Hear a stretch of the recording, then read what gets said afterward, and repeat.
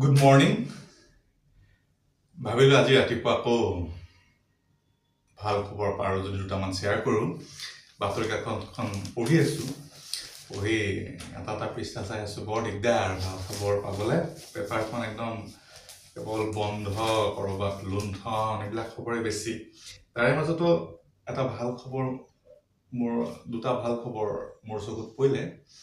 এটা হ'ল যে অসমৰ এগৰাকী খেলুৱৈ, ফুটবল খেলুৱৈ শুভম ৰাভা তেওঁ অসমৰ হৈ সন্তোষ ট্ৰফিও খেলিছিলে।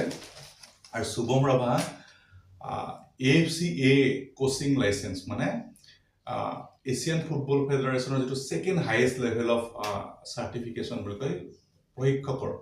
তেওঁ এতিয়া কোচিং কৰিব পাৰে।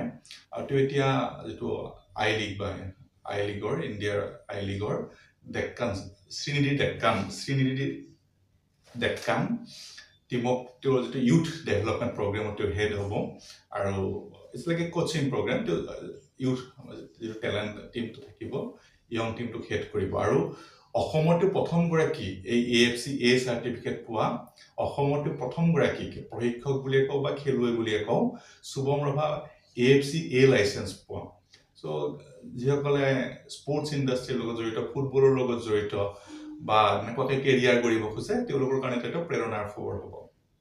আৰু এটা খবৰ হ'ল ইণ্ডিয়াৰ কনটেক্সটত যে হনুমান কাইন বুলি এটা আপুনি ৰেপ ছিংগাৰ ইণ্ডিয়াৰ, হনুমান কাইন, তেওঁৰ আচল নামটো সুৰজ চামথিং।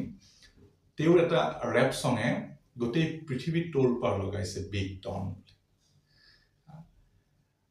গতিকে যিবিলাকে প্ৰায় যোৱা কেইদিনত প্ৰায় 83 মিলিয়ন ভিউজ আহিছে ইউটিউবত। 83 মিলিয়ন মানে প্ৰায় 8.5 কোটি ভিউ। আৰু বিশ্বৰ বিভিন্ন প্ৰান্তত, মেইনলি ইউৰোপিয়ান কাণ্ট্ৰিজবিলাকতো এইটো বহুত পপুলাৰ হৈছে। তেওঁ অৰিজিন ইণ্ডিয়াৰ, কেৰেলাত জন্মগ্ৰহণ কৰা, যদিও তেওঁ দেউতাকৰ কৰ্মসূত্ৰে বাহিৰত থাকিলে। গতিকে এইটো এটা ভাল খবৰ যে ইণ্ডিয়ান অৰিজিন ৰেপ ছিংগাৰ, কাৰণ ৰেপ ছিংগিঙত নৰ্মেলি ৱেষ্টাৰ্ণ, মানে আমেৰিকা বা ইংলেণ্ডৰ মানুহবিলাকে আগভাগ লয় বা লিড লৈ থাকে। এজন ইণ্ডিয়ান ৰেপ ছিংগাৰে ইমান এটা পপুলাৰিটি পোৱাটো সহজ কথা নহয়। চ' এই দুটা ভাল খবৰ আপোনালোকৰ লগত শ্বেয়াৰ কৰিলোঁ। এটা হ'ল শুভম ৰাভাই এছিয়ান ফুটবল ফেডাৰেশ্যনৰ যিটো AFC-A লাইচেঞ্চ পালে আৰু প্ৰথমগৰাকী অসমীয়া। আনটো হ'ল হনুমান কাইণ্ডৰ পপুলাৰিটি। Thank U.